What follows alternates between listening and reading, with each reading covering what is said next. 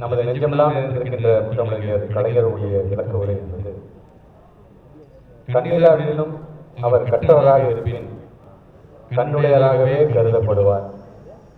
கல்லாதவருக்கு கண் இருப்பினும் அது முன் என்றே கருதப்படும் என்கின்ற விளக்க உரையோடு மாண்புமிகு தமிழ்நாட்டு முதலமைச்சருடைய வாழ்த்துக்களுடனும் நம்முடைய மாண்புமிகு துணை முதலமைச்சருடைய வழிகாட்டுதலுடனும் திராவிட முன்னேற்ற கழகத்தினுடைய மாணவர்கள் நடத்துகின்ற எங்கள் கல்வி எங்கள் உரிமை என்கின்ற இந்த கருத்தரங்கத்தில் அனைவரையும் வரவேற்க வந்திருக்கின்ற மாநில துணை செயலாளர் தமிழ் அமுதரசன் அவர்களே, நோக்க உரையாற்றிருக்கின்ற அணியினுடைய மாநில செயலாளர் அன்பிற்கும் பாசத்திற்கும் உரிய சகோதரர் ராஜீவ் காந்தி அவர்கள், இந்த நிகழ்விலே நிறைவாக நன்றியாற்ற இருக்கின்ற அமைப்பாளர் அருண்குமார் அவர்களே, வருகை தந்திருக்கின்ற அண்ணன் அருணாச்சலம் அவர்களே, மாநில துணை செயலாளர்கள் அண்ணன் மன்னை சோழராஜன் அவர்களே, சேலம் தமிழரசன் அவர்களே, அந்தலை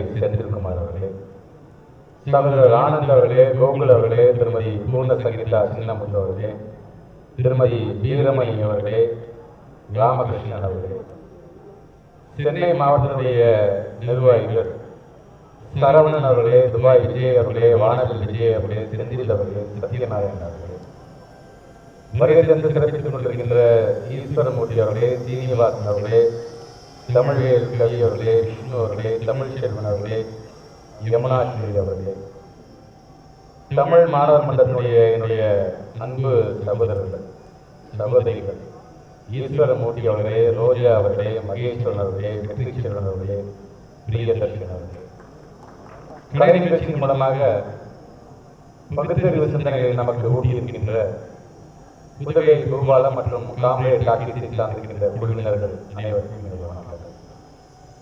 கலந்து கொண்டு சிறப்பித்துக் கொண்டிருக்கின்ற சட்டமன்றத்துடைய உறுப்பினர் அண்ணன் சங்கர் அவர்களே, அண்ணன் கவி தாயகன் கவி அவர்களே, சகோதரர் பிரபாகர் ராஜா அவர்களே, என்னுடைய ஆசிரியர் மன்றத்தினுடைய சங்கத்தை சார்ந்திருக்கின்ற அண்ணன் தியாகராஜன் அவர்களே மற்றும் அரங்கம் முழுதும் நிறைந்திருக்கின்ற என்னுடைய அன்பு மாணவ செல்வங்களே, மாணவனை நிர்வாகிகளே, பத்திரிகை ஊடகத்துறை சார்ந்த நண்பர்கள்,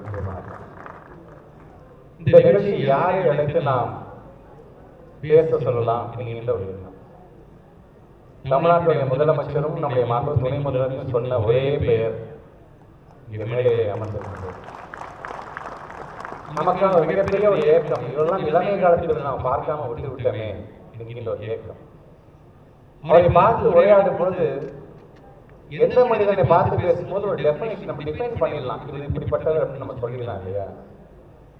ஆனால் ஒரு மனுஷன் வெறும் உலக நாயகன் கிடையாது, உலகத்தையே அளந்த நாயகன் என்று சொல்லுகின்ற அளவுக்கு அவர் பேசுகின்ற அந்த பேசு கருத்துக்கள் சினிமாவா, மொழி கொள்கையா, மண் உரிமையா, முதல்ல நாம் யாருங்கிற ஐடென்டிட்டியா, அவர் பேச பேச பேச நம்ம இன்னும் கற்றுக்க வேண்டியது நிறைய இருக்குதுப்பா அப்படிங்கிற அளவுக்கு சினிமாக்காரங்க சினிமா மட்டும்தானே பார்த்துருக்கீங்க அப்படி யாரும் நினச்சிடாது. அவங்க விதி விலக்காக ஒரு மனுஷங்க அமர்ந்திருக்கிறாங்க. ஆக அப்படிப்பட்டவுடன் நான் போய் எடுத்து சொன்ன உடனே உடனடியாக ஏன்னா நம்ம அவர் பல பரிமாணங்கள் நம்ம அவர் பார்த்துருப்போம். உரையாற்றும் போது அவர்கிட்ட இன்னும் ஒரு வேல்கோனை சொல்றோம் பார்த்தீங்களா, அது இன்னும் அவருக்கு அப்படி இருந்துகிட்டே இருக்குது. ஏதோ ஒரு ஏக்கமா கோபமா சொல்ல டிஃபைன் பண்ண தெரியல. ஆனா இந்த தமிழகத்துக்கு ஏதோ மிஸ் ஆகுது, அது மிஸ் ஆக கூடாதுங்க அப்படிங்கிற மட்டும் ரொம்ப தெளிவாக இருக்கின்றார். அப்படிப்பட்ட நம்முடைய தமிழ்நாட்டிற்கான ஒரு மிகப்பெரிய ஒரு பெருமை. தேடி சோர்ந்து இருந்து பல சின்ன தலைகள் பேசி மனம் வாடி குடும்பம் மிக உணர்ந்து பிறவாட நான் செய்து ஒரு பெரிய வசனத்தை பேசுவார். சட்டமன்றத்தை நான் பேசுவேன், எனக்கு அந்த இன்ஸ்பிரேஷன் பாரதிய படிக்கிற இன்ஸ்பிரேஷனை கொடுத்ததே அவர் தாங்க. ஒரு திரைப்படத்தில் நிறைவாக அது முடிவு செய்யும்போது பாடும்பொழுது இருக்கான அந்த அந்த அந்த உச்சரிப்பு இருக்கு பார்த்தீங்களா, இவரெல்லாம் சரியா இருப்பார் நான் முடிவு பண்ணணும். காந்தி சொன்ன காந்தி எப்படியாச்சும் அவருடைய பேரு நம்ம வாங்கியிருந்த அரங்கம் முழுவதும் அவருடைய கருத்துக்கள் நிறைந்த அரங்கமாக அதை மாற்றி காட்டிட வேண்டும் என்று நாங்கள் ஆசைப்பட்டோம்.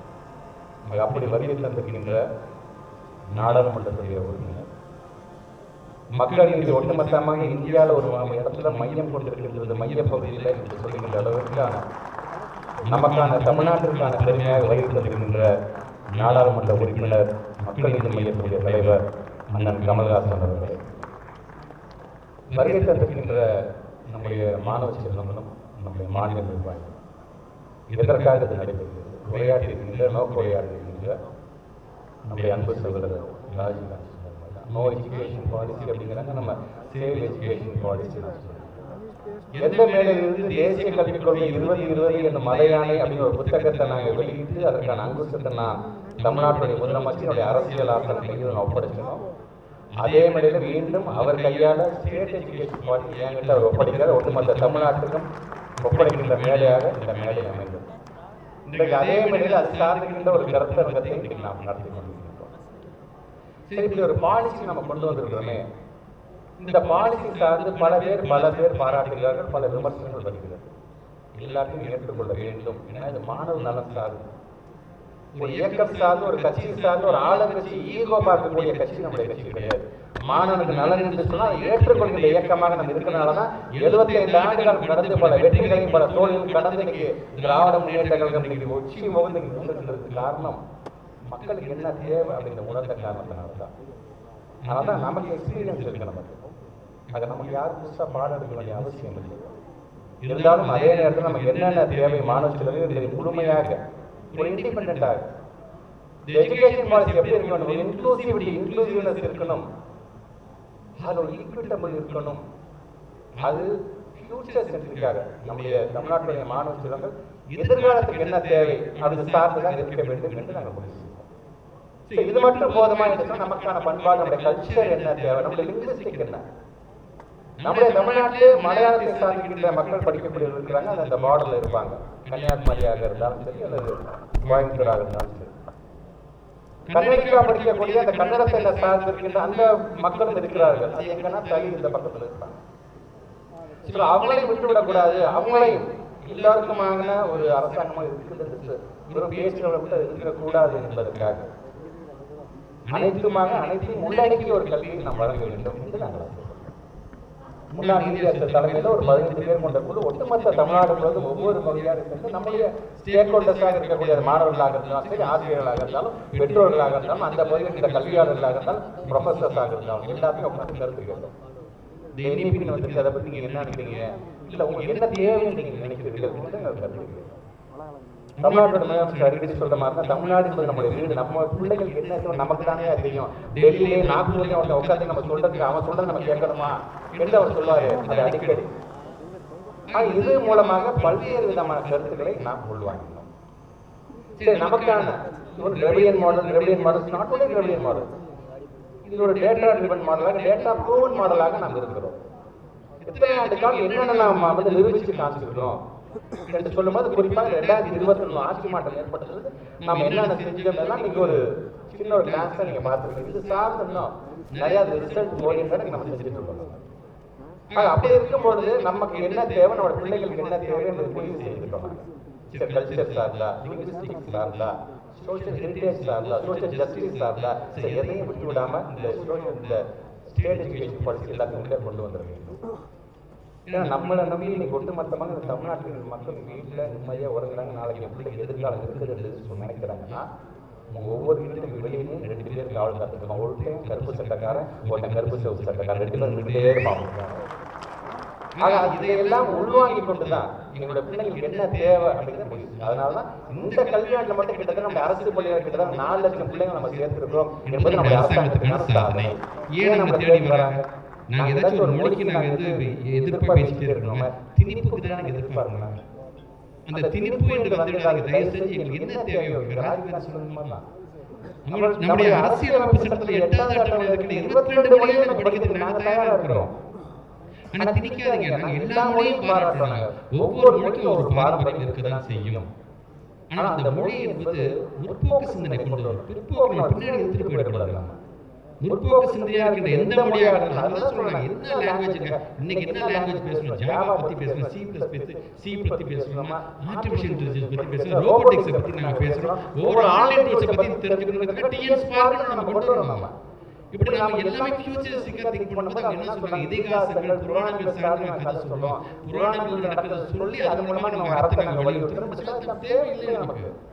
நீங்கள் லைஃப் லெசன் நாங்கள் என்ன நினைக்கிறேன் பாடுறீங்க பல பேர் சொல்லுங்க என்ன சார் NEP-யோட அப்படியே காப்பி அடிச்சிட்டீங்களாம்ல அப்படியே copy paste it's not imitation it's not at all imitation இது is the unique part of Tamil Nadu நம்ம SCP நமக்கான பாதையை நம்ம வகுத்து கொடுத்துருக்கோம் நம்ம காப்பி அடிக்கல NEP லாங்குவேஜ்க்கான பாலிசி இருக்குது அப்படின்னு சொன்னா SCP லாங்குவேஜ்க்கான பாலிசி இருக்கும் ஆனா கண்டென்ட் வேற நீ மும்மொழிக்குள் பேசணும் எங்களுக்கு இருமொழியே போதும்னு தான் சொல்லிருக்காங்க நான் அடிக்கடி சொல்ற மாதிரி Tamil is for identity English is for opportunity இதை நாங்கள் வலியுறுத்துகிறோம் என்று சொல்வது அவங்க ஏத்துக்க மறுக்கிறாங்க திருப்பி நான் சொல்றேன் இது வெறும் தமிழ்நாட்டு பிள்ளைகளுக்காக மட்டும் இல்லை பீகார்ல இருக்கிற பிள்ளைக்கு சேர்த்து நான் சொல்றேன் UPS அந்த பிள்ளைகளுக்கு சேர்த்து சொல்றேன் நாங்க ஒரு நல்ல ப்ரூவ் மாடல் வச்சிருக்கோம் அதை நீங்க பயன்படுத்தியா உங்க பிள்ளையும் வெளிநாட்டுக்குலாம் போய் நல்லா சம்பாதிப்பாங்க இல்ல எங்க பிள்ளையே கையை பிடிச்சு கூட்டிட்டு போவாங்க நாங்க சொல்வதற்கான ஒரு மாடலாகத்தான் இன்னைக்கு இந்த SCP நம்ம கொண்டு வந்திருக்கோம் இப்படி ஒவ்வொன்றையும் செய்வது என்ன சார் என்னதான் இந்த NEP என்ன சார் பிரச்சனை உதாரணத்துக்கு NCERT நம்ம SCERT வச்சிருக்கோம் NCERT வச்சிருக்காங்க அந்த NCERT-ஐ பொறுத்த வரைக்கும் அவங்க என்ன சொல்றாங்க அவங்களும் நமக்கான சுதந்திர போராட்டத்தை பத்தி எடுத்து சொல்லுவாங்க ஆனா அந்த சுதந்திர போராட்டத்தை பத்தி அவங்க எடுத்து சொல்லும்போது நம்முடைய வாசியை அவங்க சொல்ல மாட்டாங்க நம்முடைய சுப்பிரமணிய பாரதியை பத்தி அவங்க சொல்ல மாட்டாங்க ஏன் இங்க இருக்கின்ற நம்முடைய வேலூர் சிப்பாய் முட்டினி என்று சொல்றாங்க அங்கிருந்து வேதாரண்யத்தில் இருக்கின்ற சால்ட் சத்தியாகிரகம் வரைக்கும் நம்ம சொல்லுவாங்க அவங்க சொல்ல மாட்டோம் முதல்ல நம்முடைய வேரை நாம் ஊன்றிக்கொண்டு ஒட்டுமொத்த உலகத்தையும் நாம் பார்க்க வேண்டும் முதல்ல எனக்கு வீரபாண்டிய கட்டபொம்மன் என்ன செஞ்சது நாம தெரிஞ்சுக்கணும் சரி இது ஒட்டுமொத்தமா முதல்ல எனக்கு தெரியணும்னா நம்முடைய ஐடென்டிட்டியை கீழடி கொண்டு போகாத கிட்டத்தட்ட நம்ம யாருன்னு சொல்லக்கூடிய கீழடியா மறைக்க பார்க்கிறாங்க சரி நம்முடைய ஐடென்டிட்டி எங்கேயும் விட்டு கொடுக்காம மற்றதையும் கற்றுக்கொள்ள வேண்டும் என்று நாம் ஆசைப்படுகிறோம் ஆனா அதற்காக வழிவகை செய்கிறார் என்று சொன்னால் எல்லாரும் ஒட்டுமொத்தமா என்ன சொல்லுவாங்க சத்ரபதி சிவாஜி பத்தி யார் தெரியுமா ஜான்சி ராணி அவங்களே நம்ம கத்துக்கிறோம் அவங்களே கத்துக்கிறோம்னு சொல்லி அவங்க கத்துக்கிறோம் முதல்ல எங்க ஊர்ல இருக்கக்கூடிய என் நாட்டுல இருக்கக்கூடிய யாரெல்லாம் உழைச்சிருக்காங்க சுதந்திரத்துக்கு முதல்ல அதை நான் தெரிஞ்சுக்கிறோம் சார்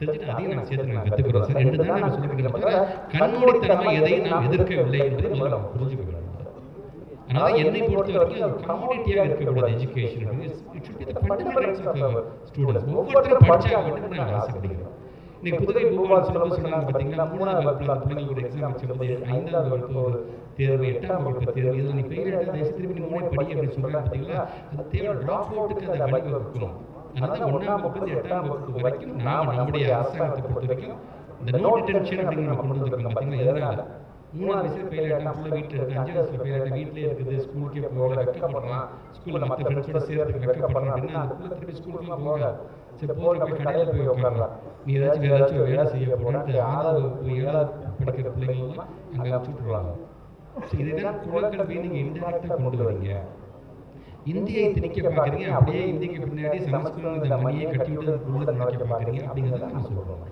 அதை நம்ம தடுக்க நினைக்கிறோம் அதுக்கான இன்டென்ஷன் அதை எல்லாரும் புரிந்து கொள்ள வேண்டும் என்பதற்காக உங்களோட விமர்சனம் என்பது ஆக்கப்பூர்வமான விமர்சனமாக இருந்தால் அதை நாங்கள் ஏற்றுக்கொள்கிறோம் ஏன்னா இன்னைக்கு NEP அப்படின்னு சொல்கிறாங்க பார்த்தீங்கன்னா அவங்களுக்கு வந்து ஒரு பீரியடிக்கலாக அவங்களாம் வந்து அப்டேட் பண்ண மாட்டாங்க அவங்க நினச்சி அப்டேட் பண்ணுவாங்க அன்னைக்கு என்ன சித்தாந்தம் தோணுது அது சார்ந்து திணிக்க பார்ப்பாங்க ஆனால் SCP வந்து எவ்ரி 3 இயர்ஸ் நம்ம அப்டேட் பண்ண போகிறோம் நம்ம சொல்கிறோம் நாட் ஒன்லி எவ்ரி 3 இயர்ஸ் ஒரு வருஷத்துக்கு புதுசாக ஒரு ட்ரெண்ட் வருது அவனுக்கு அந்த ட்ரெண்ட் 3 மாதத்துலேயே வருது 3 மாதத்துலேயே அடாப்ட் பண்ணிக்கணும் அதனால நீங்க திறன் அப்படிங்கிற ஒரு திட்டத்தை நம்ம கொண்டு வந்தாலும் டிஎன் ஸ்பார்க் மூலமாக திட்டத்தை கொண்டு வருவதாக இருந்தாலும் சரி ஆர்டிஃபிஷியல் இன்டெலிஜென்ஸ் இன்னைக்கும் நம்முடைய நாடாளுமன்ற படிச்சுட்டே தான் இருக்கு ஆர்டிஃபிஷியல் இன்டெலிஜென்ஸுக்கு அமெரிக்காவுக்கு போய் இன்னும் படிச்சுக்கிட்டே தான் இருக்கிறாங்க இல்லைன்னு சொல்லவில்லை அதான் தமிழ் இனம் படிக்கணும்னு நம்ம ஆசைப்படுறோம் பார்த்தீங்களா அப்படி படிக்க வேணாம் எதுக்கு நீங்களாம் படிச்சு என்ன பண்ண போறீங்கன்ற நினைக்கும் போது முன்னாடியே அதை நம்ம வந்து முட்டுக்கட்ட போறோம் தயவுசெய்து எங்க கிட்ட வந்துடாது இது தமிழ்நாடு இது தந்தை பெரியாருடைய மண் பேரறிஞர் அண்ணாவுடைய மண் முத்தமிழர் கலைஞருடைய மண் ஒட்டுமொத்தம் ஒரே உருவாக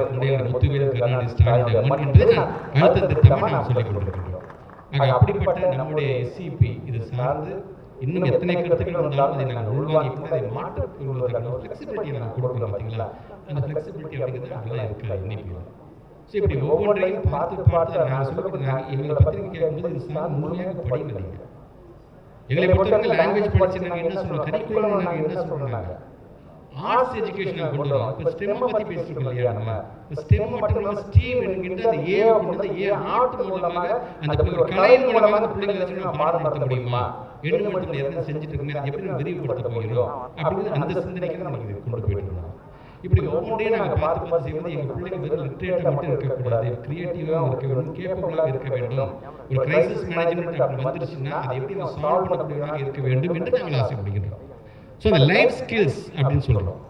இது அவங்களுக்கு நம்மளை பொறுத்த ஒரு ஏஜ் அப்ராப்ரியேட்டாக நம்ம கொண்டு போகிறோம். பிள்ளைங்களுக்கு எது தேவை எது தேவையில்லை எதை அவங்க கற்றுக்கொள்ள வேண்டும் என்று. பட் அவங்க அதெல்லாம் கிடையாது. நம்ம பேசிக் லாவை பற்றி பேசுகிறோம், நம்ம டியூட்டிஸ் என்னங்கிறத பேசுகிறோம், நம்ம கான்ஸ்டியூஷனை பற்றி நம்ம பேசுகிறாங்க. கான்ஸ்டியூஷனே அவங்களை வெறுக்கிறாங்களே அவங்க. ஸோ இதை சார்ந்து நம்ம சொல்ல குளோபல் லெவலில் நம்ம நாலேஜ் இந்த பிள்ளைங்களுக்கு போக வேண்டும் என்று நாங்கள் ஆசைப்படுகின்றோம். ஹெல்த்னா என்ன, ஹைஜீன்னா என்ன, என்விரான்மெண்ட்னா என்ன, ஃபிசிக்கல் எஜுகேஷன்னா என்ன, லைப்ரரியோட பயன்பாடு என்ன, லைப்ரரி எவ்வளோ முக்கியம் அப்படிங்கிறத நாம் எடுத்து சொல்கிறாங்க. எதுவுமே நம்ம சொல்கிறது கிடையாது. ஸோ இப்படி ஒவ்வொன்றையும் பார்த்து பார்த்து நம்முடைய பிள்ளைங்களை ஒரு வடிவமைச்சு ஒட்டுமொத்த உலகத்துக்கும் அர்ப்பணிக்கின்ற பணியை செய்வதுதான் நம்முடைய எஸ்சிபி வேலை. அதனால தான் நம்முடைய தமிழ்நாட்டுடைய முதலமைச்சரை பொறுத்த வரைக்கும் ஆட்சி மாற்றம் ஏற்பட்டதிலிருந்து தன்னுடைய இரு கண்களாக மருத்துவத்தையும் கல்வியையும் தான் சொல்லிக்கிட்டே இருக்காரு. ஆனால் சொல்றது சொல்லோட நிறுத்துறாரா? அதுக்காக செயலாக எங்கே கொண்டு வந்து நிற்கிறாரு பாருங்க.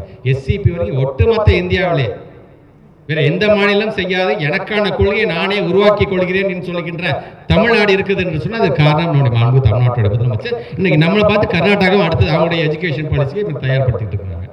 இப்படி ஒவ்வொன்றும் பார்த்தீங்கன்னா ஒட்டுமொத்தமாக இந்தியாவுக்கு மற்ற மாநிலத்தில் முன்மாதிரியாக நம்ம இருக்கிறோம் பார்த்தீங்களா, அதுதான் அவங்களுக்கு வெறுப்பாக இருக்கின்றது.